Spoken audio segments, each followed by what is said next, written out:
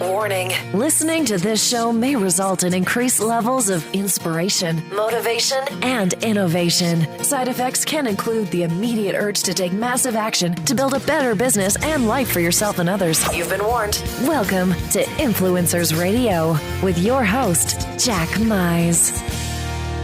And welcome back to another episode of Influencers Radio. Think about this. You think about any business in the world. Doesn't matter what industry, whether it's services, products, information. The only way for that business to succeed is through sales. Without sales, there is no business. And with sales, whether it's door to door, online, on the phone, salespeople are responsible for the majority of transactions that keep businesses and the economy, for that matter, running. So, it seems like salespeople should be celebrated and revered as the backbone of commerce, really. Well, I think we all know that that's not the case, especially if you're in phone sales. You feel overwhelmed and under pressure. Why? People don't stay on the phone. They don't call back. And the big one, they don't say yes. And your goals keep getting farther away, and probably with little sympathy or empathy from any of those around you. So, is it really possible to build a real lucrative career that you actually enjoy selling on the phone? Well, my guest today says yes. He's a sales professional and a coach with more than 20 years of experience in consumer direct sales, and he's confident that he can help anyone who puts on a headset to sell over the phone to get higher conversion rates and happier clients, which leads to more commissions. He's a self-admitted sales nerd and the founder of the salesnerds.com. He's also the author of the Art of SalesFu, 10 Steps to Selling Anything Over the Phone. Sundance Brennan, welcome to Influencers Radio. Oh, well, thank you so much for having me today. Really, really appreciate being here. Well, I appreciate you coming on and talking about this because, let's face it, it's probably not the favorite subject of a lot of people. Salespeople get, a bad rap and let's face it, just like I talked about in the, at the opening of the show, it's kind of a contradiction because it is what keeps the business running. So let's start off by being honest. There's not a lot of people out there that when they were kids said, when I grew up, I want to sell on the phone. How did you get into this business? Well, I think like most people, I just sort of fell into it at some point in my life. I tried to sell everything, darn near everything. I was actually selling multi-level marketing in the great state of Hawaii in the early 90s, right? I'm dating myself a little bit, but in the early 90s, a friend said, hey, you could grocery shop, and if you get your friends to buy from this catalog, then all your groceries are free. And next thing I know, I was trying to peddle some groceries. I was terrible at it. I didn't know what I was doing, had no clue. I think I actually lost money. I spent too much. I had a garage full of products. I'm sure some of your listeners can attest that that's happened to them, or they've heard about other things like that. And I realized, what? Either this isn't for me or I got to learn how to do it better. So I decided I was going to learn how to do it better. And I figured I'd study it and become the best and then teach other people how to do that too. Well, so when you talk about learning how to sell, I'm going to bring up something in your book, The Art of SalesFu. You bring up a great point about sales trainers and teachers. When we see folks like Zig Ziglar and Brian Tracy, while they certainly have great information and techniques for selling, I don't think anyone can deny that they have, and I'll quote your book, crazy magnetic charm, right? And that's not something that a lot of people were born with. In fact, you describe yourself as a natural introvert. So how can someone overcome that to be a great salesperson? Lots and lots of practice, right? So I would much rather be at home playing video games than talking to customers face to face or even over the phone. But what I decided was that I would take my weakness, my introvertedness in a sales scenario where you've got to be outgoing, you've got to pull information out from a client or customer, and I would turn it into my strength, and I would use specific formulas to get that done. So I studied sociology and psychology and something called the personality types. And I studied people, listened to their words. And because I'm a natural introvert, I'm a better listener than most. So I was able to take that listening skill, and I use less words than most salespeople, but they're just more efficient, more powerful, and they lead us down to the path to where eventually people say yes. Make sense? It does. And one of the things that I like about what you're doing is, and this is kind of the odd thing, and I think anybody will agree if they really think about it. When people think about salespeople, they their first initial thought is, I don't like salespeople. I don't like when people try to sell me stuff until they sell them something they want, right? And I think what you do, even though you do, really get down and understand people's personalities and some would say Jedi, techniques. You still, sales is still something that you're doing for someone rather than to someone. They're happy. That's one thing you do. You help salespeople get happy clients, and you're not going to have a happy client if you've talked them into something that ultimately they really aren't happy that they bought. So talk about that, because I think that's an important distinction in that, to trick somebody into buying something that they don't really want. What you're doing is persuading them or showing them how to purchase or how to say yes to something that they really do want or need. Absolutely. In fact, so I reserve my training, my coaching for clients, for students that I believe are ethically driven, because that's a big deal in our sales business. In fact, I think you mentioned earlier that sometimes salespeople, nobody grew up wanting to be a salesperson because it has sort of a bad connotation. Salespeople are looked down upon in many, aspects because of the used car salesman, to use that term there. But that type of sales, that pushy salesman that sold you a lemon, sold you something you didn't need or didn't want, hurts everybody. I believe wholeheartedly that at their highest levels, customer service and sales are the same thing. Because if I sell you something, it's to provide you a service. And now maybe it's not something you knew you needed. Maybe I solved a problem you didn't know you had. But in that case, the salesman went above and beyond, listened, figured out what your problem was. Maybe you couldn't define it. Maybe you didn't know what it was, but we knew what the symptoms were. And because professional salespeople are the equivalent of doctors. I'm a sales doctor. I've got enough experience to claim that. And I can diagnose your problem, give you the solution, and you're happier for it. You've got a solution. You didn't even know, what the problem was initially. And that's what we teach. That way, we're ethically driven. We're doing the right things, and everybody's happier, and you get word of mouth referrals. It's all good. Yeah, because I know that, well, for one, that you think about car salespeople, people have that bad experience, but it's also amazing that when you ask people about the last car they bought, oh, well, that was a good salesperson. They were different. They were good. They were helpful. And that was probably just the fact that they were a good salesperson doing the right things, right? Absolutely. Nobody wants to get sold except for salespeople, because we know what's going on. Nobody else wants to get sold. They just want to buy it. They just want to get whatever the solution is. You have a site, the salesnerds.com. So when I was in school, the nerds, the opposite, the I guess the nemesis was the jock, right? So is that the contrast? Is there a sales nerd versus a sales jock?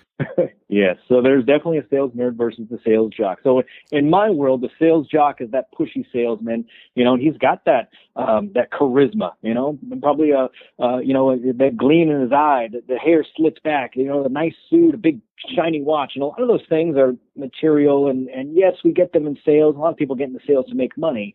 But the way that the sales jock goes about getting the business is by being a bit of a bully, right? They persuade you into doing something that maybe you didn't need to do because it helps them, not you.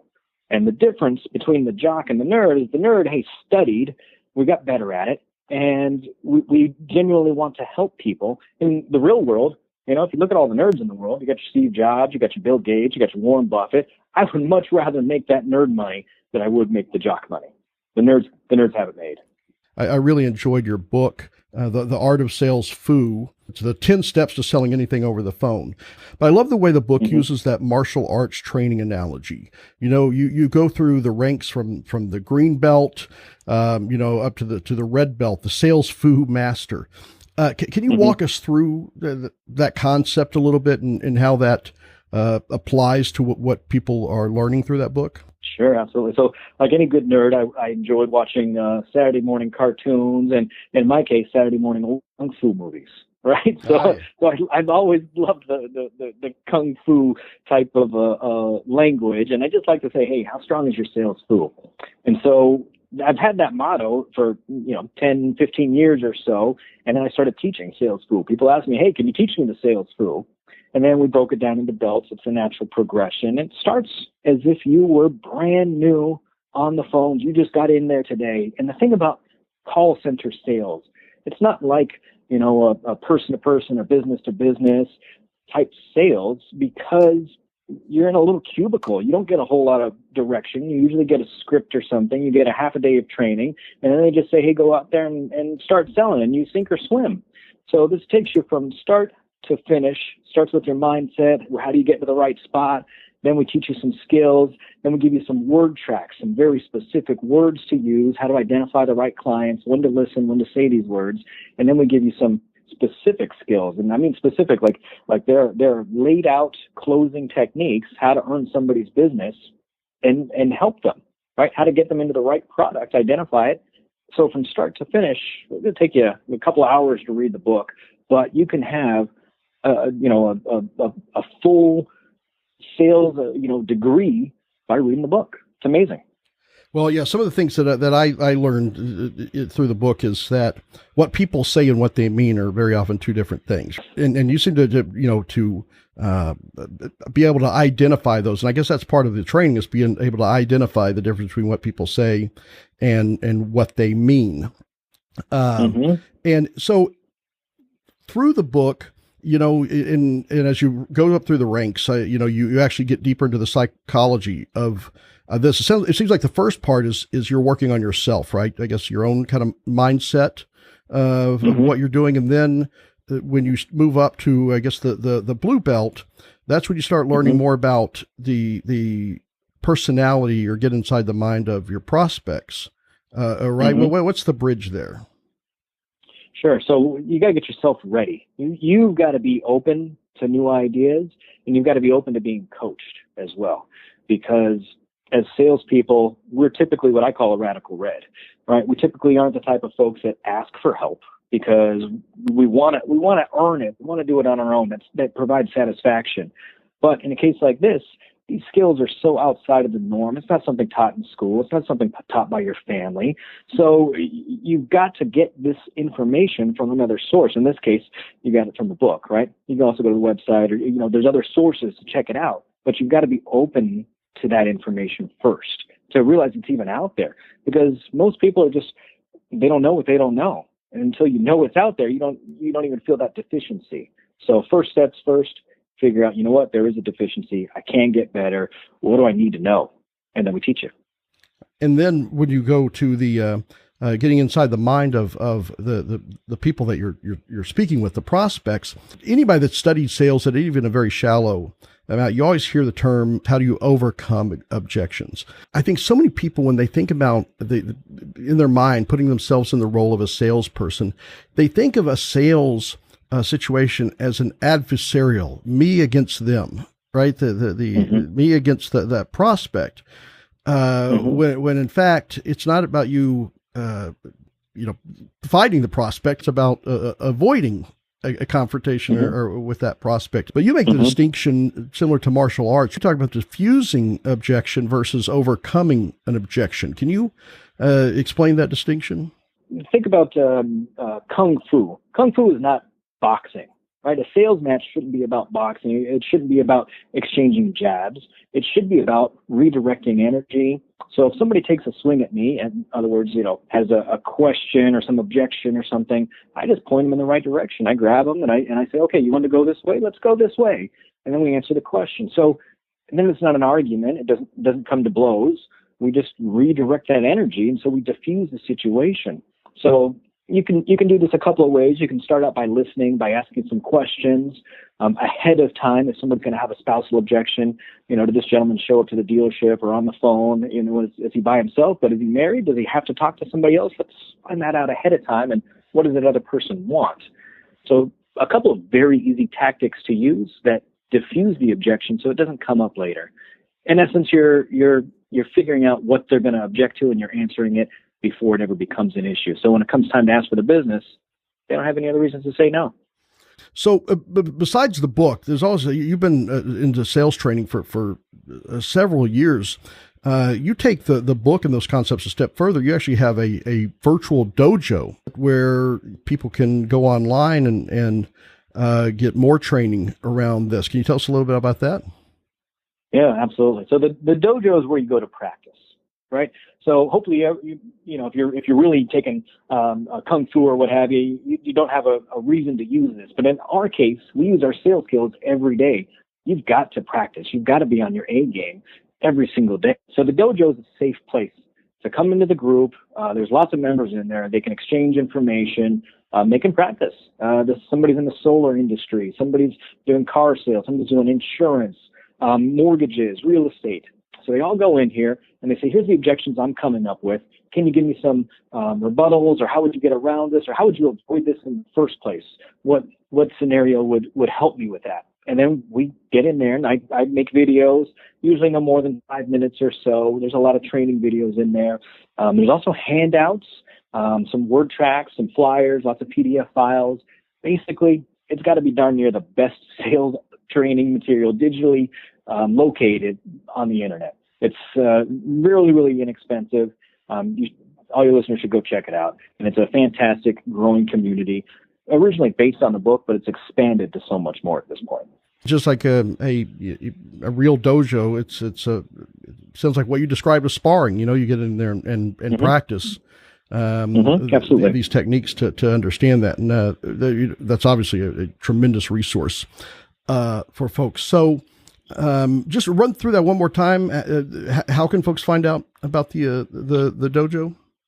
The dojo, so they can go to the website. It's thesalesnerds.com. The Sales Nerds is a website. It also has great information there. All of that content is free as far as blogs, videos. There's some downloads available there as well. But in the upper right-hand corner of the salesnerds.com, there's a picture of a little business guy in a business suit but doing a sidekick. And that's the dojo. That's sort of a secret link. You click on it, and it'll take you to the website. It'll give you a little video to see what it's all about. And then you can enter in your information there and request access. It's very, very easy. It will take you less than a minute and a half to get it done. All right. And how can folks find out and get a copy of the Art of SalesFu? The Art of SalesFu right now is currently available on Amazon and at barnesandnoble.com. All right. Perfect. And I notice you have it in Kindle, paperback, audio versions there, right? Yes, we are on Audible and on iTunes as well, as a matter of fact. Yes, iTunes just came out a couple of weeks ago. All right. Well, perfect. Sundance, I have to say, I really enjoyed the book. I enjoyed the the kind of fresh perspective that you have around sales and really puts you in a place that, the term sales professional sometimes is taken lightly. And I think you truly are a sales professional. And I think that you are helping a lot of other people become sales professionals and learning that sales is something that you do for someone and not to someone. So that's why I truly think you're an influencer. And I want to thank you for coming on and sharing this information today. I appreciate you having me on there, and hopefully we've converted a few listeners into sales nerds. Well, I think you have. I think anyone that's in sales, and whether they're starting or been in there a while, is going to be able to benefit from this stuff. So, folks, definitely check it out. thesalesnerd.com. Wait, let me make sure I have that right. thesalesnerds.com. thesalesnerds.com. And also check out The Art of SalesFu, 10 Steps to Selling Anything over the phone. Again, on Amazon, paperback, Kindle, Audible versions. Just look for The Art of SalesFu, and we'll have links up on the show post as well. So once again, Thanks, Sundance, for coming on to the show. And until next time on Influencers Radio, remember, you are the only real game changer. You've been listening to Influencers Radio. To get all past shows and updates on future shows, visit influencersradio.com today or follow us on Facebook at facebook.com/influencersradio.